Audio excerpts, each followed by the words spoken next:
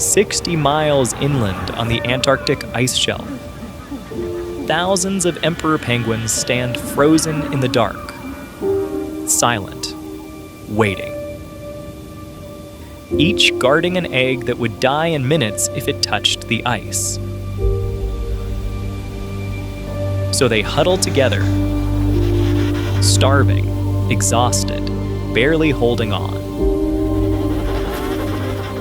This shouldn't work.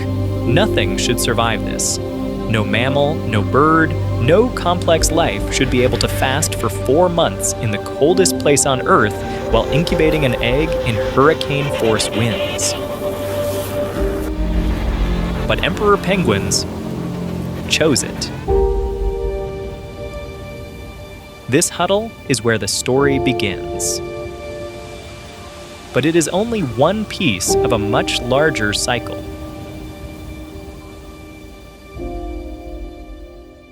A cycle that spans thousands of miles, involves 6 major species, and unfolds across one of the most demanding ecosystems on the planet. A place with no soil, no trees, no land predators, and half a year of total darkness. Yet every year, more than 12 million penguins return here to breed. They walk, slide, and swim thousands of miles to reach the same patch of ice they left the year before. This film is not about cute animals in tuxedos. It is about the hardest routine survival job on Earth, performed by birds that cannot fly in air, but fly underwater better than almost anything alive. In this episode, we will follow them through their annual cycle. The frozen continent that tries to kill them, the ocean that feeds them, the colonies that both protect and exhaust them, and the quiet changes now threatening the entire system. This is the impossible life of penguins.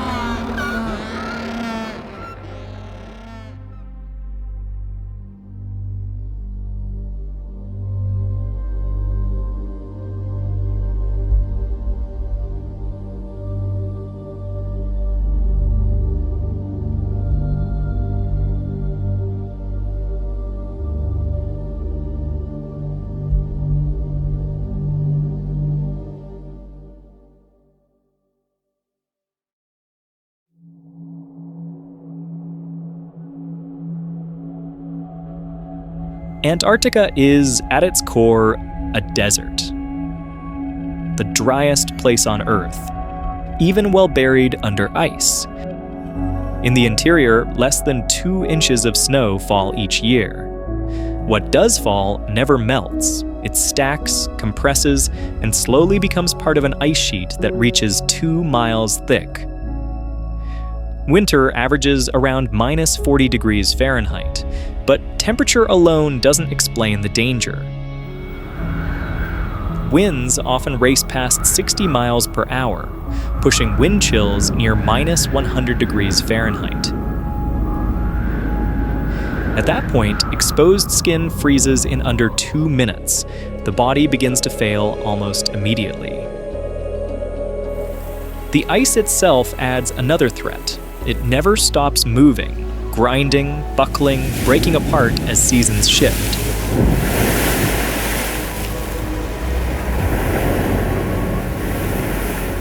Fast ice, the sea ice locked to the coast, can vanish from one year to the next.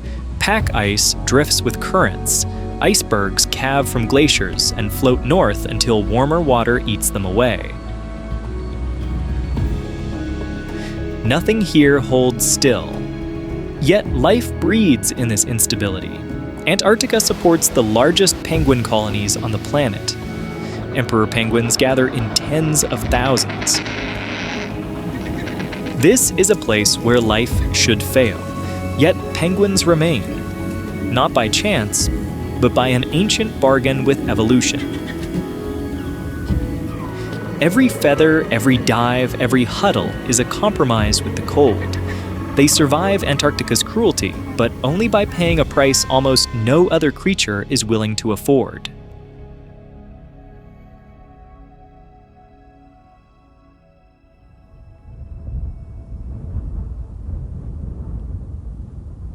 While other animals escape to the ocean or migrate toward warmth, emperor penguins do the opposite. They begin their breeding cycle when Antarctica is at its most hostile. They move inland just as the sun disappears and temperatures fall toward their yearly low. For most species, winter is something to endure. For emperors, it's the only moment when life can start. The logic is harsh but exact. When sea ice reaches its maximum extent, the ice sheet becomes stable enough to hold a colony of tens of thousands. They need that platform, broad, flat, and out of reach of ocean predators. If they waited for summer, the ice would break apart. Their chicks would hatch into open water. So they travel early. In the dark, long lines of penguins leave the coast and walk toward a breeding site that looks empty to us, a plain of ice that stays frozen just long enough to raise a chick. Each female lays a single egg, one chance, one life. The handoff to the male must be flawless. If the egg touches the ice, even for a moment, it freezes. After the transfer, their paths divide. The females head back to the ocean to feed. The males stay behind, holding the eggs through the darkest and coldest months. And this is where their real ordeal begins. For 4 months, the males stand in darkness, fasting and incubating. Their metabolism slows, their fat reserves shrink. Their weight drops to nearly half of what it was. Meanwhile, the storms grow stronger. To survive, emperors rely on one of nature's most elegant solutions: the huddle.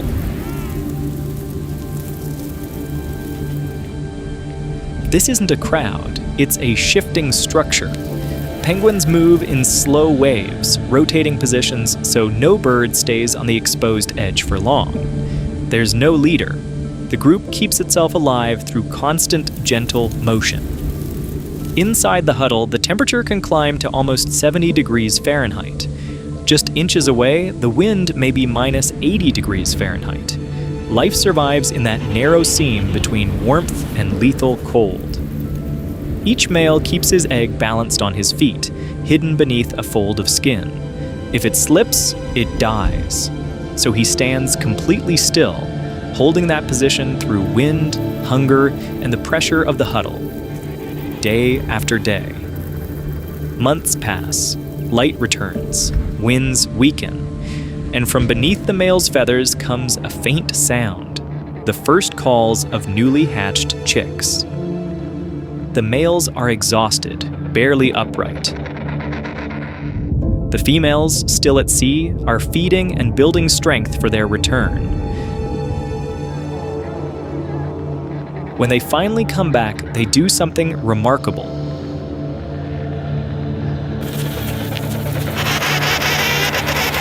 They locate their partner and chick in a crowd of thousands, guided only by a unique call that cuts through the noise.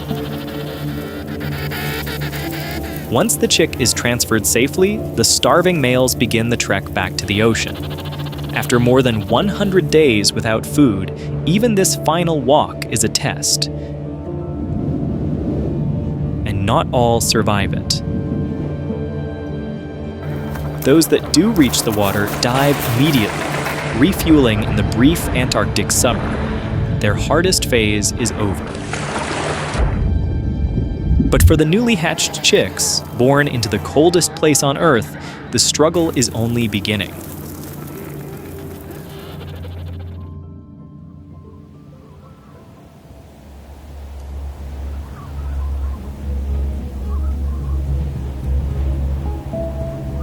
The ice is loosening, the ocean is waking. The orbit shifts, the planet tilts, and slowly, almost reluctantly, the light returns.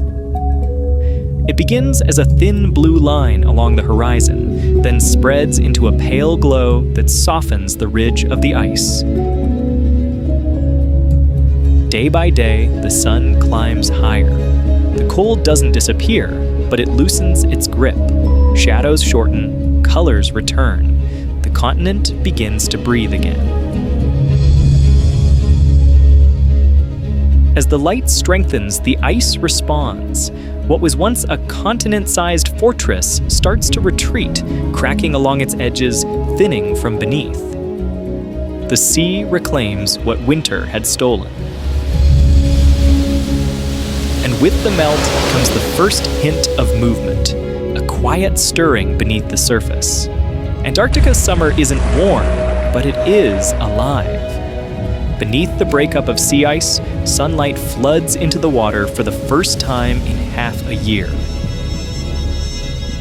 Millions of microscopic plants, phytoplankton, burst into bloom. They multiply so quickly that the ocean turns green in swirling patches, visible from satellites. This explosion of life becomes the foundation of the entire Southern Ocean food web. Following them is krill. Billions of krill.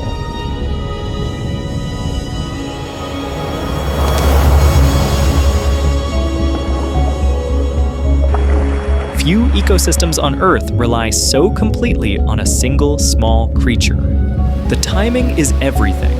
Krill need the thaw. Predators need the krill.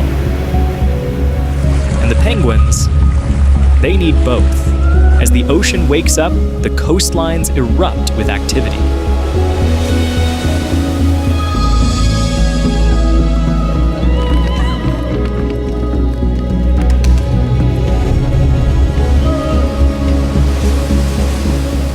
The first to appear are the Adelie penguins, small, bold, and built for speed on land. They return to rocky shores cleared of winter snow and begin building nests from pebbles. One stone at a time, stolen and rearranged in a constant negotiation of territory.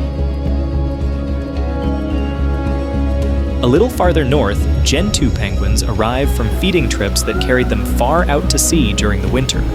They prefer ice-free shorelines and will travel long distances to find them. Their breeding season is more flexible, more responsive to the shifting environment. Chinstrap penguins appear in clusters on the islands and peninsulas where summer is short but predictable. Their name comes from the thin black line under their beak, but their survival comes from precision. They time their return to match the peak of krill abundance. Too early, and the chicks starve. Too late, and the adults do. Everything, every nest, every migration, every hatch, is calibrated to the pulse of the ocean. And the ocean is filling quickly. Seals slip between patches of broken ice, hunting in waters that were frozen solid weeks before. Leopard seals patrol the edge of the melt, waiting for young penguins to enter the sea for the first time. Their heads rise like shadows, scanning for movement. Giant petrels circle above the coast, opportunistic and relentless. And beneath the waves, orcas cut through the water with sweeping precision. Different groups specialize in different hunting strategies. Some target seals, others chase penguins, others coordinate in packs to create waves that wash prey off the ice.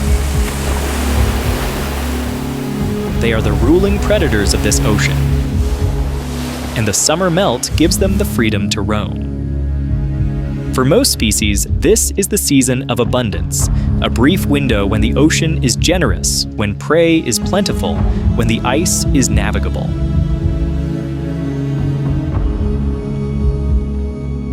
But inland, none of this matters yet, because far from the coast, the emperor penguins are still standing on frozen ground, holding newly hatched chicks against the last of winter's cold.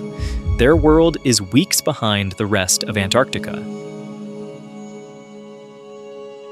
And these two timelines, the coastal summer and the inland winter, rarely align perfectly. It is one of the reasons penguins across Antarctica live such different lives. Their strategies are written not just by biology, but by geography, and by the rhythm of ice and light that shapes every living thing here. What happens next depends on where the penguins choose to live. And nowhere is that more dramatic than a remote island chain more than 1,000 miles from the continent. A place where summer doesn't just return, it explodes.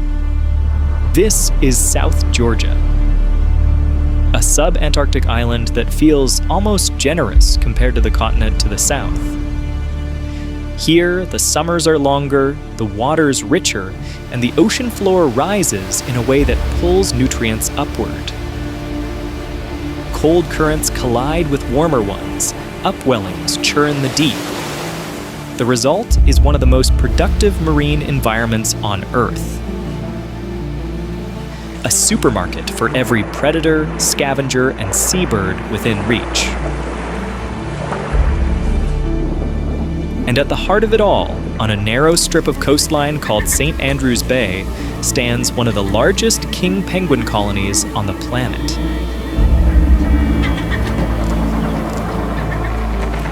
From a distance, the colony looks like a single living surface, a dense tide of black, white, and gold. Up close, the scale hits you. More than 500,000 king penguins pack the beach, the plain behind it, and the slopes rising toward retreating glaciers.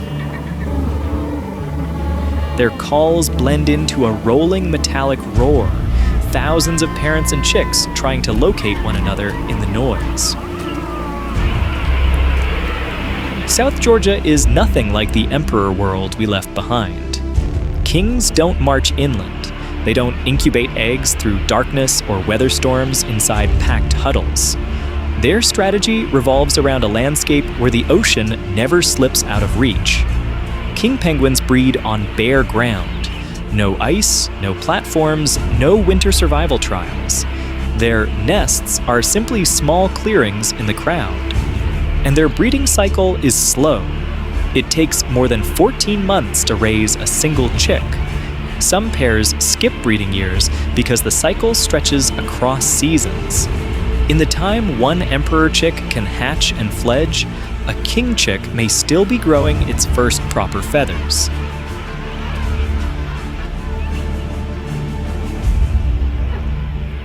This long timeline works for one reason. South Georgia offers something Antarctica can't: stability.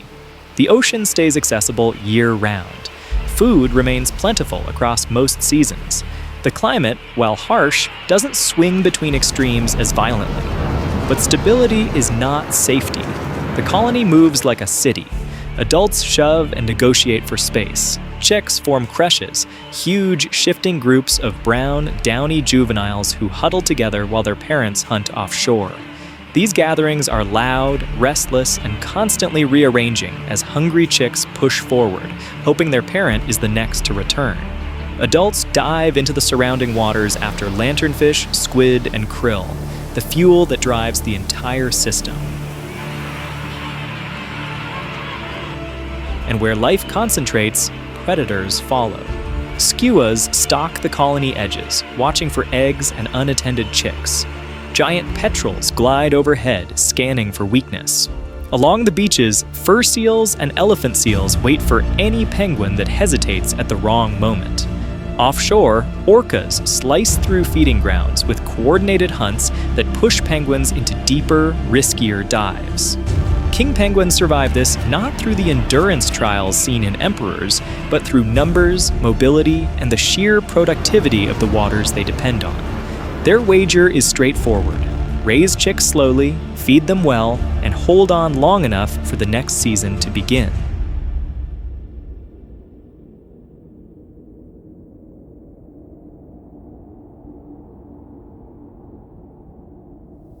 Antarctica may be a continent of ice, but the outer reaches of the Southern Ocean tell a very different story.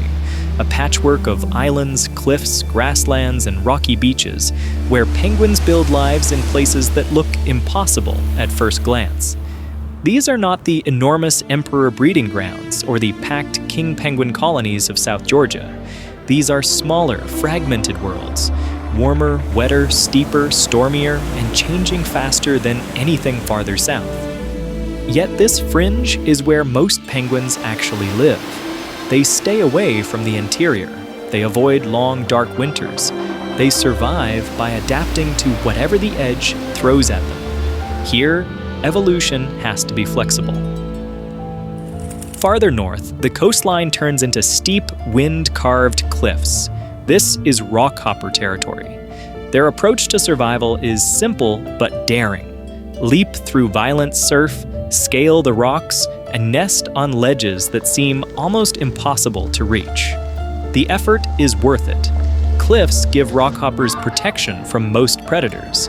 Big waves can't reach their nests. Cold, nutrient-rich waters lie just below them. Rockhoppers don't rely on sea ice or predictable weather.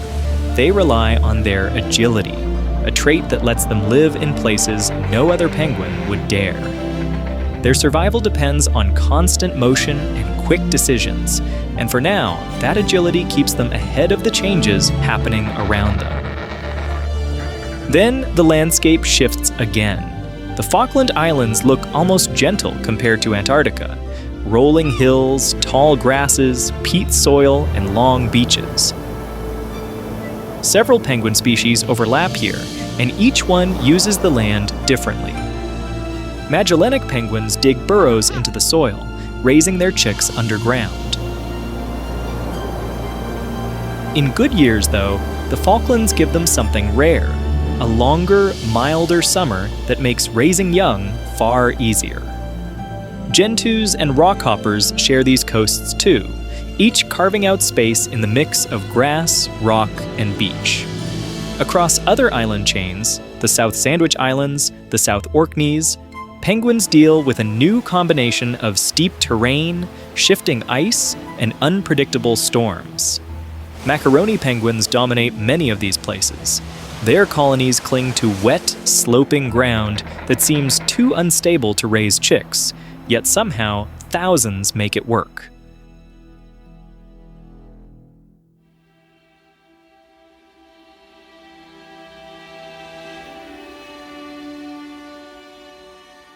Today, the Antarctic Peninsula is warming at a pace that surprises even scientists.